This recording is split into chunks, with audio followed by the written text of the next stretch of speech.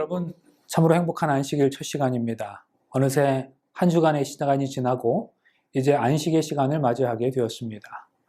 우리가 코로나19로 인해 정말로 힘겨운 한 해를 보내고 있지만 그 어느 때보다도 행복한 마음으로 이 안식일을 함께 할 수 있게 되기를 바랍니다. 처음에 이 시간을 시작하면서 말씀드린 것처럼 요한복음에서 우리가 살펴볼 수 있는 주제들은 무궁무진합니다. 사실 성경이 그러합니다.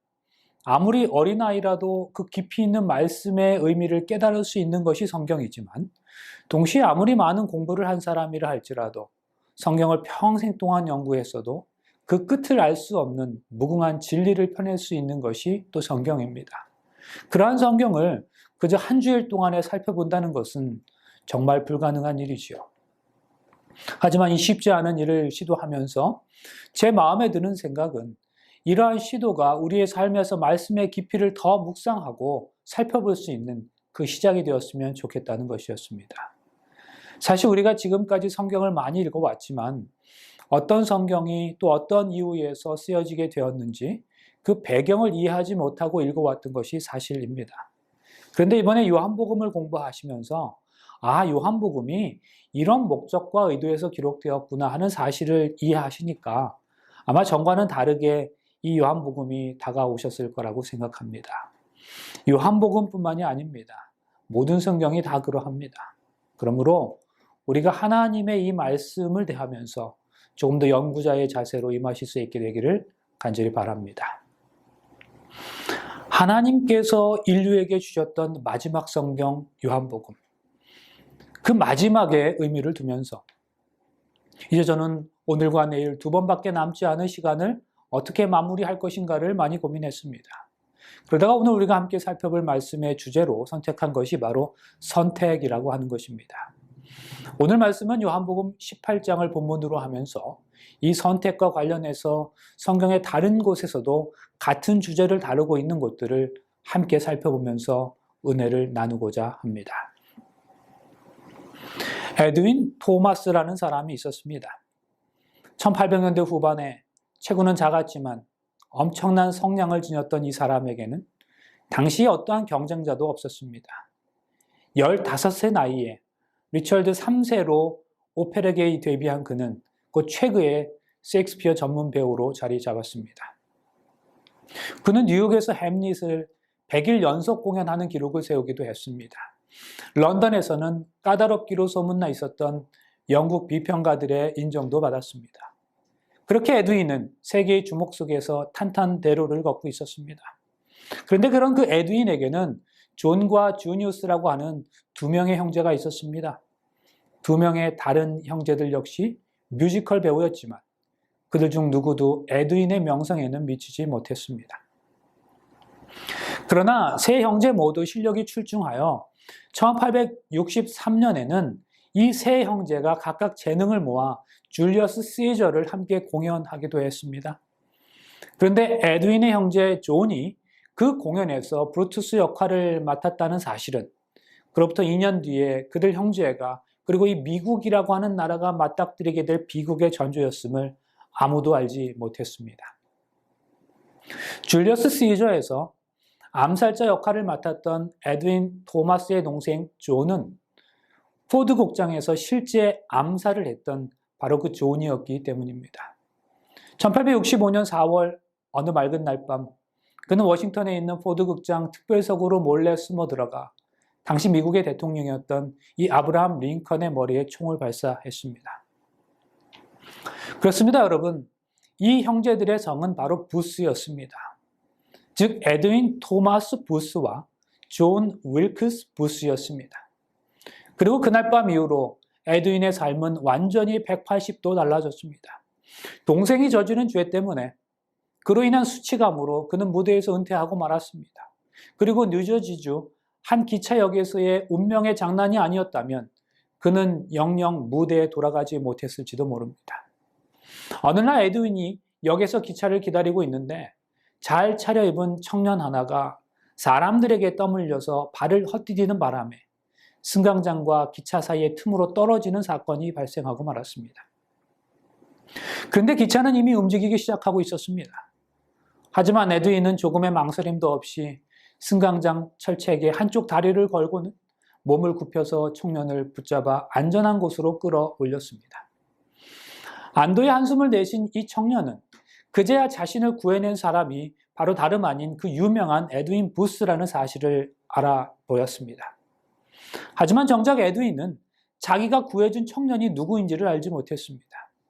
그것을 알게 된 것은 몇 주가 지난 뒤에 한 통의 편지를 받고 나서였습니다. 그는 그 이후에 그 편지를 주머니에 항상 가지고 다녔을 뿐만 아니라 무덤에까지도 가지고 갔는데요. 그 편지는 줄리어스 그랜트 장군의 수석 비서였던 애덤스 부도라는 사람이 보낸 편지였는데 미국의 영웅 아브라함 링컨의 아들을 구해준 데 대한 감사의 편지였습니다. 놀랍게도 에드윈 부스가 선로에서 안전한 곳으로 그 목숨을 구해주었던 바로 그 청년은 링컨 대통령의 아들 로버트 토드 링컨이었던 것입니다. 동생은 대통령을 죽였습니다. 그런데 형은 그 대통령의 아들을 구한 것이었습니다. 이 얼마나 기가 막힌 이야기입니까? 에드윈 부스 그리고 존 부스, 둘은 아버지도 같고 어머니도 같고 직업도 같고 열정도 같았습니다. 하지만 한 사람은 생명을 선택했고 다른 한 사람은 죽음을 선택했습니다. 여러분, 어떻게 그럴 수 있을까요? 사실은 저도 잘 모르겠지만 실제로 그러한 일들이 지금도 일어나고 있습니다. 분명한 것은 이 형제의 스토리는 매우 드라마틱하긴 하지만 그렇게 특이하지는 않다는 사실입니다. 한 주간 동안 우리가 살펴보았던 요한복음에는 선택의 갈림길에 있었던 많은 사람들이 있었습니다. 예수님께서 십자가에 못 박히시던 그 금요일에 빌라도가 성넘 폭도들을 향해서 물었습니다. 요한복음 18장 39절 40절인데요. 6월절이면 내가 너에게 한 사람을 놓아주는 전례가 있으니 그러면 너희는 내가 유대인의 왕을 너희에게 놓아주기를 원하느냐 하니 저희가 또 소리질러 가로되 이 사람이 아니라 바라바라 하니 바라바는 강도로라. 유대 전승에 의하면 바라바의 또 다른 이름은 예수 바라바였다고 합니다. 그냥 전승 이야기예요. 정말로 그랬다면 그들은 지금 예수 바라바와 예수 그리스도 사이에서 한 사람을 선택해야 하는 순간에 있었습니다. 그리고 그 순간에 그들은 예수 바라바를 선택했던 거죠. 어떻게 그럴 수 있을까요? 예수 그리스도가 누굽니까? 그분께서 그들에게 어떻게 대하셨는데요? 어떻게 그들이 예수 그리스도가 아닌 예수 바라바를 선택할 수 있었을까요? 저는 모르겠습니다. 그러나 분명한 것은 그런 일들이 지금도 일어나고 있다는 사실입니다. 여러분이 선택의 문제를 잠시 가슴에 담으신 채로 저와 함께 구약의 한 사건으로 옮겨가 보시겠습니다. 다윗은 사무엘로부터 이스라엘의 왕으로 기름받았지만 그가 왕이 되기 위해서는 수많은 시련을 겪어야 했으며 또한 그러한 경험을 통해서 더 많은 훈련을 받아야 했습니다. 우리가 잘 아는 대로 다윗은 사울왕의 시기로 인해서 광야로 쫓겨납니다. 그때부터 다윗은 도망자의 삶을 살게 되었고 불안한 삶이 기약 없이 이어졌습니다. 그러던 어느 날 다윗과 그의 추종자들이 엔게디 광야의 한 동굴에서 쉬고 있을 때에 도망자의 생활을 완전히 청산할 수 있는 절호의 기회가 찾아옵니다. 성경은 그때 그 장면을 이렇게 묘사하고 있습니다. 길가 양의 우리에 이른즉 굴이 있는지라 사울이 그 발을 가리우러 들어가니라. 다윗과 그의 사람들이 그 굴 깊은 곳에 있더니. 여기서 발을 가리운다라는 표현의 의미는 뭘까요? 휴식을 취한다? 휴식을 취하려면 잠을 자는 것이고 잠을 자려면 뭔가를 덮어야 되니까 이불을 덮고 뭔가를 덮고 휴식을 취한다는 표현이 발을 가리운다는 표현으로 이해할 수 있을까요? 어린이들이 보는 우리 재미있는 성경 이야기에 보면 동굴에서 사울이 잠들어 있고 다윗이 몰래 그의 옷자락을 베는 장면이 나옵니다.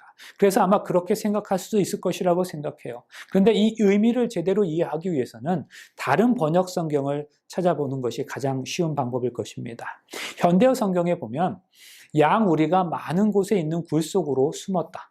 그런데 사울이 그곳으로 지나가다가 공교롭게도 볼일을 보게 되어 혼자 그 굴 속으로 들어가 뒤를 보았다. 이런 표현이 나옵니다. 그래서 발을 가리운다는 그 표현은 용변을 본다는 의미예요. 사울은 모든 수행원을 뒤로 한 채 정말로 개인적인 목적으로 혼자 동굴 안으로 들어갔습니다.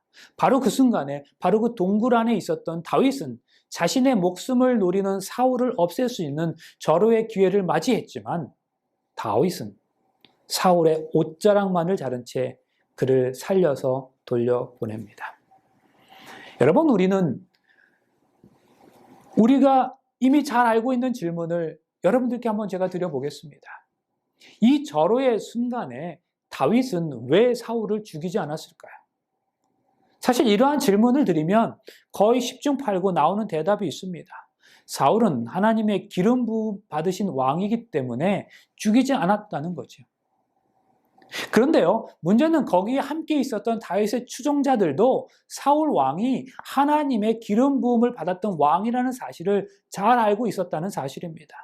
이 사실은 이스라엘의 삼척 동자도 다 아는 사실이에요. 여러분, 이 상황에서 다윗과 그의 추종자들의 해석은 각각 전혀 달랐습니다. 이 추종자들은 발을 가리우러 혼자 동굴에 들어온 사울을 보면서 당장 죽이자고 제안했습니다. 그들은 이 상황을 하나님께서 사울을 죽이도록 다윗의 손에 붙이셨다고 해석했기 때문이에요. 성경 보실까요? 다윗의 부하들이 이것을 보고 저희 지도자에게 사울을 죽이기로 간청하였다. 그들은 지금 왕이 저희 권세하에 있다는 사실은 하나님께서 친히 원수를 저희 손에 붙여 그를 멸할 수 있게 하신 분명한 증거라고 해석하였다. 그런데요, 다윗은 사울이 하나님의 기름 부음을 받은 왕이었기 때문에 그를 죽이지 않겠다고 말합니다. 실제로 그는 그 다음 절에서 동굴로 나가는 사울을 불러세우고 이렇게 말합니다. 자기 사람들에게 이르되 내가 손을 들어 여호와의 기름 부음 받은 내 주를 치는 것은 여호와의 금하시는 것이니 그는 여호와의 기름 부음 받은 자가 됨이라. 똑같은 상황에 대해서 똑같은 장소, 그 동굴 안에 있었던 다윗과 그의 추종자들의 생각은 전혀 달랐습니다. 어떤 사람들은 이것이 하나님께서 이 특별한 기회를 허락하셨다고 생각했지만 다윗은 그 기회를 자신이 아닌 하나님께서 일하실 수 있도록 그 자리를 내어드렸던 것입니다. 그렇다면 여러분, 다윗이 그렇게 사울을 죽이지 않았던 그 이유와 비결은 과연 무엇이었을까요? 개인적으로 성경을 읽을 때마다 참으로 궁금해지는 부분이에요. 다윗은 사울이 하나님의 기름 부은 왕이었기 때문에 그를 죽이지 않았다고 고백합니다. 그런데 똑같은 상황에서 다윗의 추종자들과는 다른 생각을 가지고 있었던 것에 대하여 그가 오히려 그렇게 훌륭한 고백을 할 수 있었던 이유는 과연 무엇이었을까 하는 거죠. 어떻게 그 순간에 그처럼 훌륭한 생각을 할 수 있었을까요? 우리는 이 의문에 대한 해답을 이 사건의 공간적 배경이 되는 이 엔게디 광야에서 찾을 수 있을 것이라고 생각합니다. 사무엘상 23장입니다. 다윗이 거기서 올라가서 엔게디 요새에 거하니라. 사울이 블레셋 사람을 따르다가 돌아오매 혹이 그에게 고하여 가로되 보소서 다윗이 엔게디 황무지에 있더이다. 구약 성경에 등장하는 사건은 특별히 사무엘서와 같은 역사서에서는 실제 사건이 일어났던 역사적 사실이기 때문에 그 사건이 일어난 시간적, 공간적 배경에 대한 이해가 참으로 중요합니다. 성경의 저자는 지금의 이 상황이 일어난 사건의 공간적 배경으로서 두 번에 걸쳐서 엔게디라고 하는 지명을 언급하고 있습니다. 여러분, 성경은 절대로 의미 없는 언급을 하지 않아요. 예를 들어 신약 성경에서도 예수님께서 여러 마을을 지나가실 때 대체로 그 마을의 이름을 특별히 언급하지 않지만 간혹 특정한 어떤 마을 언급을 하시는 경우가 있었습니다. 이는 우리로 하여금 그 마을의 이름 자체가 본문 중에 숨겨진 어떤 영적 비밀을 이해하도록 하는데 매우 중요한 단서가 되기 때문입니다. 예를 들어 예수님께서 나인성에 들어가셔서 죽은 청년을 살리신 사건이 있는데 여기서 그 나인이라는 도시 이름 속에는 본문을 이해하는 매우 중요한 열쇠가 담겨져 있어요. 나인을 히브리어로 하면 즐겁다라는 뜻을 가진 나임입니다. 그런데 이러한 도시, 이 즐거운 이 도시와는 대조적으로 과부의 외아들의 죽음으로 인해서 크지 않은 그 동네 전체가 장례 행렬에 참여할 정도로 온 슬픔에 잠겨버렸습니다. 이처럼 즐거움을 나타내는 도시 이름과 청년의 죽음을 통해서 비탄에 빠진 도시 분위기를 선명하게 대조시킴으로써 본문의 의미를 더 강조하려는 의도가 담겨져 있다고 볼 수 있죠. 그렇다면 여러분, 그때 그 다윗이 숨겨져 있었던 엔게디 광야는 어떠한 곳이었을까요? 이것은요, 해발 마이너스 400m 정도 위치한 곳입니다. 그러니까 바다 해수면보다 400m가 낮은 곳이에요. 어떤 면에서 지구에서 가장 낮은 곳 중에 하나입니다.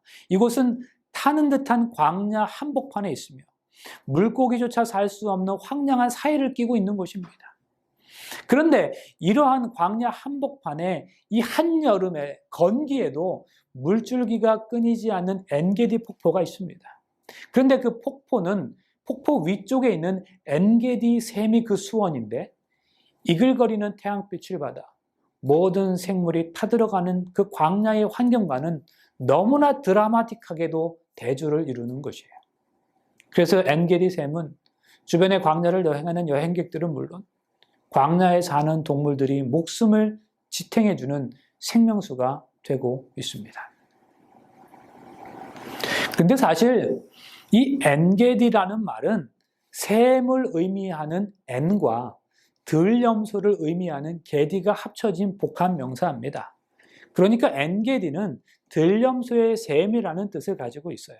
그래서 성경은 이 엔게디를 이렇게도 표현하고 있습니다. 사무엘상 24장 2절에 사울이 온 이스라엘에서 택한 사람 3천을 거느리고 다윗과 그의 사람들을 찾으러 들염소 바위로 갈새. 엔게디는 말 그대로 들염소의 샘이었습니다. 그런데 유대인들에게는 이 샘에 대한 특별한 개념이 있었어요. 사실 이스라엘 백성들에게 있어서 물은 매우 특별한 의미를 가지고 있었지요. 광야의 척박한 환경에다가 시내와 강이 없이 우기에만 한시적으로 흐르는 그 와디만 있는 이스라엘에게 있어서 물이라고 하는 것은 생명을 의미했고 더 나아가 하나님의 은혜를 상징하는 개념으로까지 그 의미가 확대되어 인식되고 있었던 겁니다. 광야에서 물의 소중함을 나타내는 이야기가 탈무드에 나옵니다. 광야를 함께 여행하는 두 사람이 있는데 한 사람은 꿀병을 가지고 있고 또 한 사람은 물병을 가지고 있었습니다. 그런데 물병을 가지고 있는 사람의 병에 금이 가서 물이 샌다면 꿀병을 가지고 있는 사람은 얼른 꿀을 버리고 그 꿀병에 물을 옮겨 담았습니다. 그리고 나중에 그 꿀값을 변상했습니다. 이처럼 광야의 환경에서 물은 그 생명 그 자체를 의미했습니다. 그런데 그처럼 귀중한 생명을 의미하는 물에 대하여 광야의 백성 이스라엘의 민족은 서로 다른 두 종류의 물로 또 나누어서 이해했습니다. 그러니까 이스라엘 백성들의 관념 속에서 사람의 수고와 노력을 통해 얻은 물과 아무런 노력 없이 값없이 주어지는 은혜로 얻어지는 물, 즉 두 종류의 물에 대한 개념이 있었다는 말씀입니다.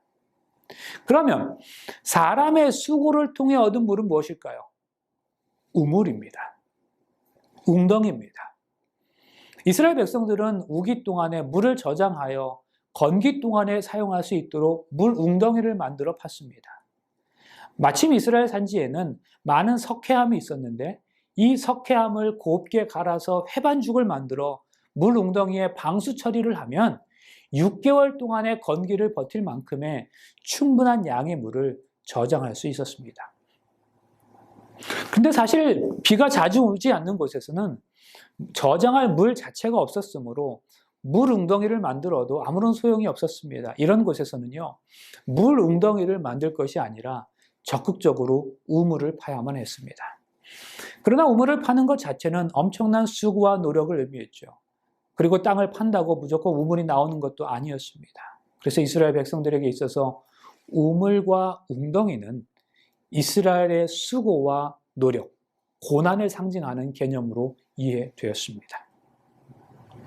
이처럼 광야의 환경에서 우물과 웅덩이가 생명의 원천인 물을 얻기 위한 인생의 수고와 고난을 의미했는데요.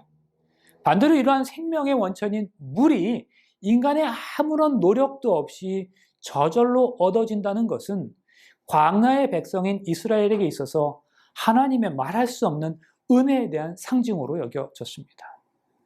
그러면 광야에서 이처럼 인간의 수고와 노력 없이 저절로 얻을 수 있는 물은 무엇이겠습니까? 시내, 비, 이슬, 강, 샘이었습니다. 실제로 이런 것들이 등장하는 성경절은 예외 없이 하나님의 은혜를 노래하고 있습니다. 그리고 우리가 기억해야 할 것은 그 중에 하나가 바로 이 샘이었다는 사실이에요. 창세기 21장 19절에 보면 하나님이 하갈의 눈을 밝히심에 샘물을 보고 가서 가죽 부대에 물을 채워다가 그 아이에게 마시웠더라. 그런 표현이 나옵니다. 하갈이 방황하던 곳은 네게브 사막입니다. 샘물이 거의 없는 지역이었습니다. 그런 곳에서 하나님은 샘물을 내시고 하갈에게 은혜를 베푸셨던 것입니다. 그래서 정리하자면 이스라엘 백성들에게 있어서 물은 대단히 중요했습니다. 그런데 물이라고 해서 다 똑같은 물이 아니라 우물과 물 웅덩이는 인간의 수고와 노력, 행함을 의미했고 강이나 이슬, 비, 샘은 하나님의 은혜를 의미했습니다. 성경에서 이 두 가지의 표현을 매우 적절하게 대조해 놓은 곳이 있습니다. 예레미야 2장 13절인데요.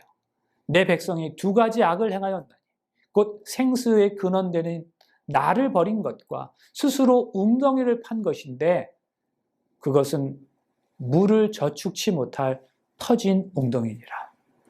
여기 보세요. 예레미야는 지금 이스라엘의 죄를 지적합니다. 그런데 그 죄가 무엇이었다고 말하고 있습니까? 생수의 근원이신 하나님을 버리고 웅덩이를 판 것이라고 말합니다. 하나님은 광야의 환경에서 때때로 생명의 보존에 필요한 물을 가지고 백성들을 훈련시키곤 하셨습니다. 때를 떼어라 이른 비와 늦은 비를 주셨어요. 하지만 이들에게 훈련과 징계가 필요할 때는 그 비의 축복을 거두어 가심으로 이스라엘 백성들이 하나님 앞에 겸손하게 서도록 하셨습니다. 그런데 이스라엘 백성들은 비가 올 때에 물 웅덩이를 파서 빗물을 저장해 놓고는 종종 그 하나님의 훈련을 거부했었습니다. 석회암 반죽을 이용해서 제대로 된 방수 시설을 만들어 놓고 하나님께서 상당 기간 비를 주시지 않아도 그럭저럭 버틸 수 있게 한 것이죠.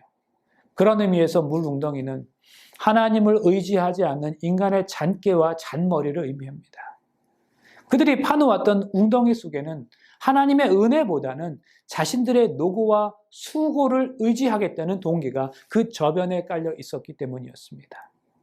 그러면 여러분, 하나님께서는 그러한 그들에 대하여 가만히 뒷짐만 지고 지켜만 보셨던 것이 아니에요. 이스라엘 땅은 그 지각이 아프리카판과 아라비아판의 거대한 지각이 교체되는 그 단층대에 위치하고 있어서 1년에 크고 작은 지진이 약 250-60차례 발생합니다. 하루에 한 번씩 지진이 발생한다면 3일에 이틀은 지진이 일어나는 거죠. 근데 사람이 느낄 정도의 지진은 그렇게 흔하진 않지만 미세한 지진이라 할지라도 온갖 수고를 다해 회반죽을 발라 완벽하게 방수 처리를 한 그 거대한 물웅덩이는 심각한 타격을 입을 수밖에 없습니다. 그러면 지진을 통해서 땅이 흔들리니까 당연히 웅덩이의 방수 시설에 금이 가게 되고 결과적으로 물이 새게 되는 것입니다. 이것이 바로 터진 웅덩이라는 표현의 의미입니다. 하나님을 의지하지 않는 인생의 모든 수고가 헛수고로 돌아가는 순간이죠. 그래서 성경은 웅덩이나 우물은 인간적인 수고와 노력을 의미했고 비나 이슬, 샘은 하나님이 아닌 인간의 수고와는 상관없이 하나님께로부터 은혜로 값없이 주어지는 선물을 의미하고 있는 것입니다. 자, 이제 다시 다윗의 이야기로 돌아갑니다. 유대인의 개념상 샘물은 인간의 노력과 수고 없이 얻어지는 물입니다. 하나님의 은혜를 상징한다고 말씀드렸습니다. 우리가 이 사실을 기억할 때 특별히 광야의 한복판에 위치한 그 엔게디 샘과 그 주변의 동굴에서 있었던 다윗의 이야기는 다윗이 사울을 죽이지 않고 하나님의 뜻에 전적으로 맡길 수 있었던 이유에 대한 영적인 비밀을 우리에게 말해주고 있다고 할 수 있습니다. 광야를 유랑하던 다윗은 분명 하나님의 은혜로 상징되는 이 엔게디 샘물을 마시면서 하나님의 은혜의 세계에 완전히 빠져 있었을 것입니다. 그렇게 다윗은 하나님의 은혜 속에 푹 잠겨 있었고 그러한 충만한 은혜 때문에 사울을 죽일 수도 있는 시험을 능히 통과할 수 있었습니다. 이 시험은 능히 보통 사람들이 쉽게 통과할 수 있는 그런 종류의 시험이 아니었습니다. 다윗과 함께 엔게디 샘물을 마셨던 600명의 추종자들 어느 누구도 통과하지 못한 것을 다윗만 통과하였죠. 여러분, 하나님의 은혜가 우리를 시험에서 이기게 합니다. 하나님의 은혜가 우리로 다른 사람을 용서하게 합니다. 하나님의 은혜가 하나님의 마음을 실천하게 하는 것입니다. 사실 다윗은 사울을 죽임으로써 그 지긋지긋한 광야의 도망자 생활을 청산하고 화려하게 이스라엘 왕으로 등극할 수 있었습니다. 그는 이미 사울의 뒤를 잇는 이스라엘의 왕으로 기름 부음 받았기 때문이었습니다. 그러나 그는 사울에 대한 심판을 하나님께 맡겼고 하나님의 완벽한 타이밍을 인내함으로 기다렸습니다. 그는 그렇게 물처럼 흐르는 하나님의 은혜 속에 자신의 모든 계획을 내어 맡긴 것이었습니다. 사랑하는 여러분, 이번 한 주간 동안, 아니 지난 우리의 삶 속에서 경험하셨던 그 하나님의 은혜를 기억하시고 그것이 저와 여러분의 삶을 지배할 수 있게 되시기를 간절히 바랍니다. 가인과 아벨, 두 사람 다 아담의 아들이었습니다. 그런데 아벨은 하나님을 선택했고 가인은 살인을 선택했습니다. 하나님은 그가 그렇게 하도록 내버려 두셨습니다. 아브라함과 롯, 두 사람 모두 가나안의 순례자들이었습니다. 아브라함은 하나님을 선택했습니다. 그러나 롯은 소돔을 선택했습니다. 그리고 하나님은 그가 그렇게 하도록 내어버려 두셨습니다. 다윗과 사울, 두 사람 다 이스라엘의 왕이었습니다. 다윗은 하나님을 선택했습니다. 그러나 사울은 권력을 선택했습니다. 그리고 하나님은 그가 그렇게 하도록 내어버려 두셨습니다. 베드로와 유다, 두 사람 다 자기들의 주님을 부인했습니다. 그 이후에 베드로는 회개를 선택했습니다. 그러나 유다는 죽음을 쫓았습니다. 그리고 하나님은 그들이 그렇게 하도록 내어버려 두셨습니다. 역사의 어느 시대든지 성경의 어느 페이지든지 분명한 진실이 나타나 있습니다. 하나님은 우리가 스스로 선택하게 하신다는 사실입니다. 이 사실을 예수님만큼 명쾌하게 설명해 주시는 분도 없습니다. 예수님의 말씀에 따르면 우리는 좁은 문을 선택할 수도 있고 넓은 문을 선택할 수도 있습니다. 좁은 문을 선택할 수 있고 넓은 문, 또 좁은 길, 그리고 넓은 길을 선택할 수 있습니다. 큰 무리를 선택할 수도 있고 적은 무리를 선택할 수도 있습니다. 또한 우리는 반석 위에 집을 짓기로 선택할 수도 있고 모래 위에 집을 짓기로 선택할 수도 있습니다. 하나님을 섬기기로 선택할 수도 있고 재물을 섬기기로 선택할 수도 있습니다.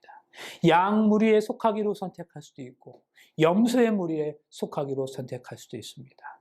하나님은 영원한 세상에 관한 선택권을 우리에게 주십니다. 그리고 이 선택에는 영원한 결과가 따르게 되는 거죠. 맥스 루케이드라고 하는 목사님은 갈보리 언덕에 예수님의 십자가 양옆에 하필 왜 2개의 십자가가 있어야 했는지를 아주 특이한 통찰력을 가지고 설명하는 것을 본 적이 있습니다. 예수님의 주변에 왜 6개나 7개, 다른 숫자의 십자가가 아니고 왜 딱 2개의 십자가가 있었을까 하는 것이지요. 왜 하필 예수님의 십자가는 가운데 세워졌을까 하는 것입니다. 왜 예수님의 십자가는 그 셋 중에서 오른쪽 맨 끝이나 왼쪽 맨 끝이 아니고 왜 가운데에 위치해 있었을까요? 맥스 루케이드 목사님은 설명합니다. 갈보리 언덕 위에 예수님의 십자가 양편에 섰던 그 2개의 십자가는 하나님의 가장 큰 선물들 중에 하나를 너무나도 잘 설명하고 있다고 말합니다. 그러면서 그는 그것은 바로 선택이라는 선물이다라고 말합니다. 예수님의 십자가 양편의 강도들은 서로가 아주 같은 공통점이 많았던 사람들이었습니다. 그들은 같은 법정에서 유죄 판결을 받았습니다. 그들은 똑같이 사형 선고를 받았습니다. 그리고 같은 장소에서 군중들에게 둘러싸여 있었습니다. 똑같이 예수님 가까이에 있었습니다. 사실 처음에는 두 사람 다 예수님에게 빈정거렸습니다. 함께 십자가에 못 박힌 강도들도 이와 같이 욕하더라. 그런데 그 중에 한 사람이 달라졌습니다.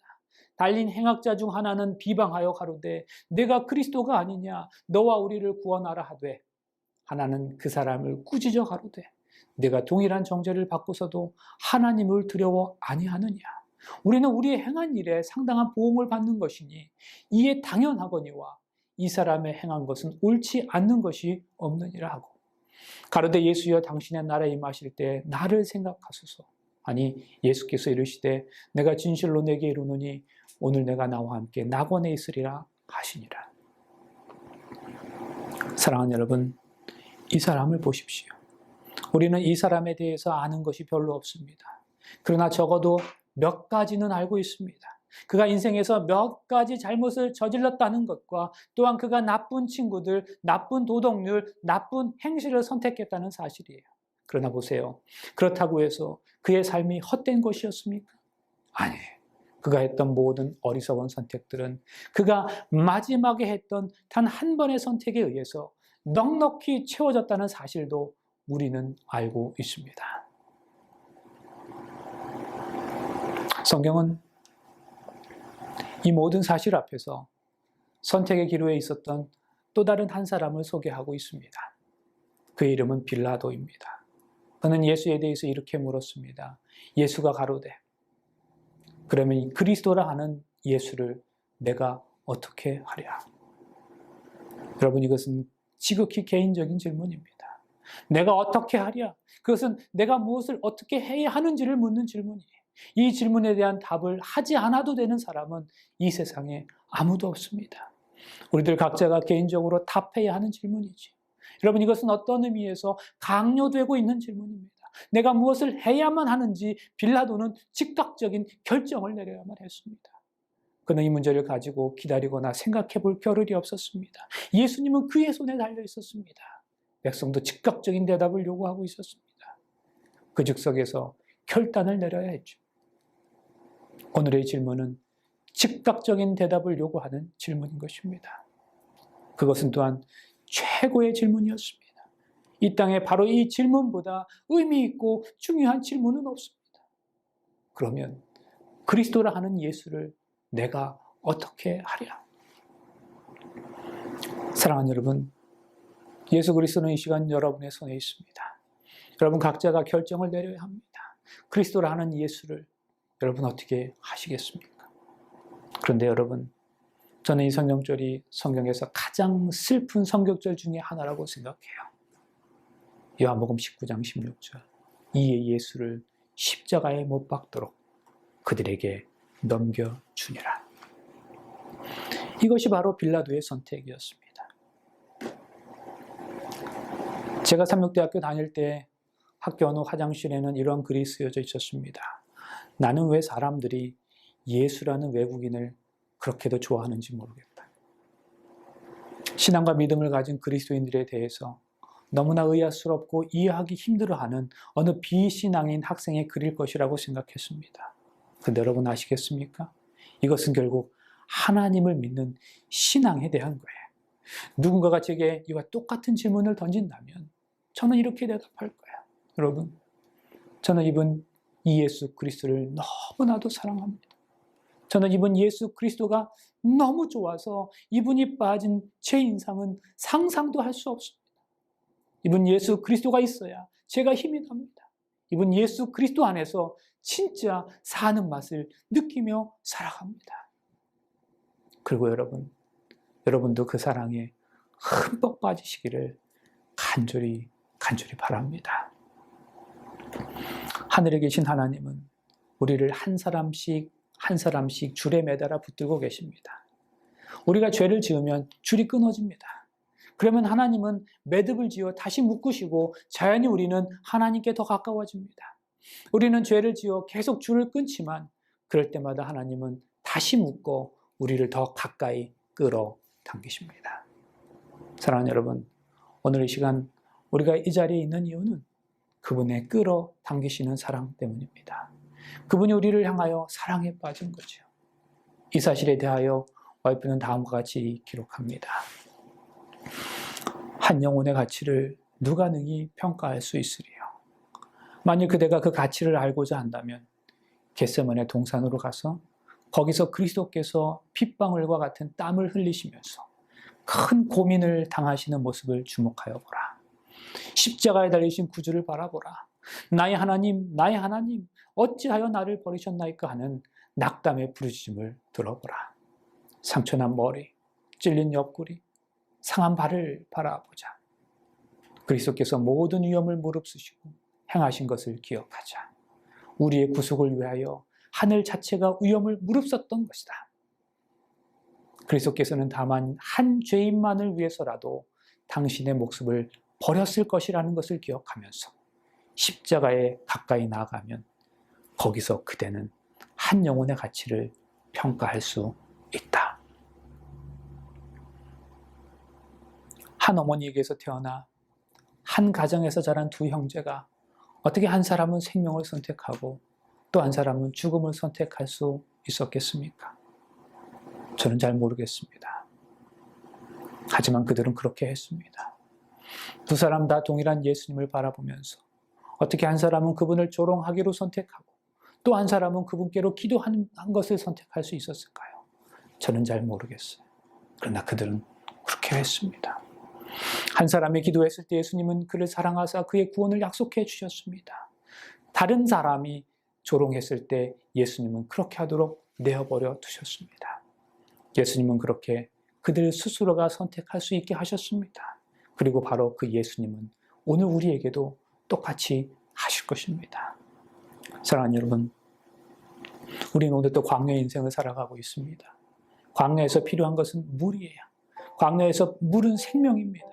우리 인생의 광야길에서 우리 하나님께서 우리의 노력과 수고와 상관없이 그저 값없는 은혜로 허락하신 축복의 샘물들이 얼마나 많이 있습니까? 우리 인생의 광야길에서 나로 먹고 마시고 힘을 내어 살게 하시기 위해서 허락하신 그 축복들은 과연 무엇입니까? 가정이 있고 교회가 있고 믿음의 형제들이 우리에게 있습니다. 이 모든 것들은 우리의 노력으로서가 아니라 하나님의 은혜로서 우리에게 축복으로 주어진 은혜의 샘물들입니다. 어느 날 아침 스펄전 목사님이 울고 있었습니다. 사모님이 그 이유를 물었어요. 스펄전 목사님 대답합니다. 여보, 오늘은 참 슬픈 날이야. 오늘 아침에는 내가 예수 그리스도의 십자가를 묵상해도 아무런 감동이 없어. 사랑하는 여러분, 우리는 과연 얼마만큼 이러한 은혜의 축복 속에 감격하며 살아가고 있습니까?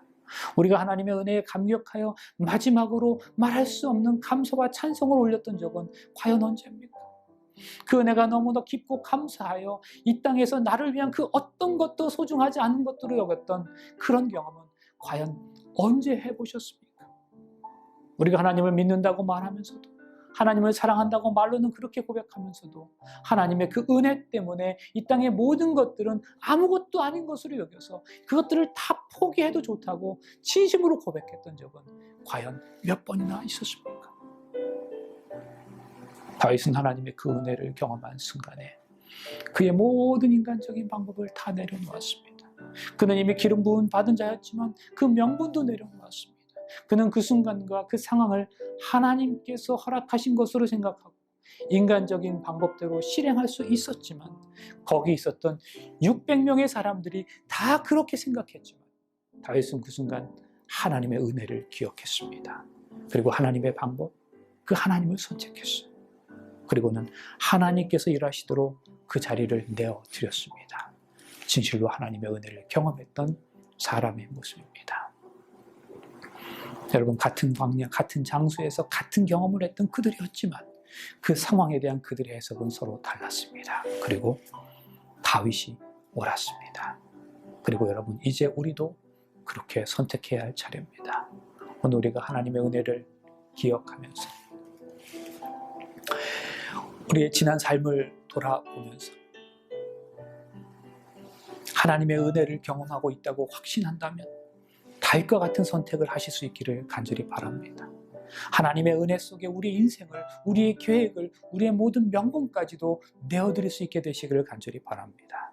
그리고 그 선택이 저와 여러분의 영혼을 좌우할 수 있게 되기를 간절히 바라면서 말씀을 마치겠습니다.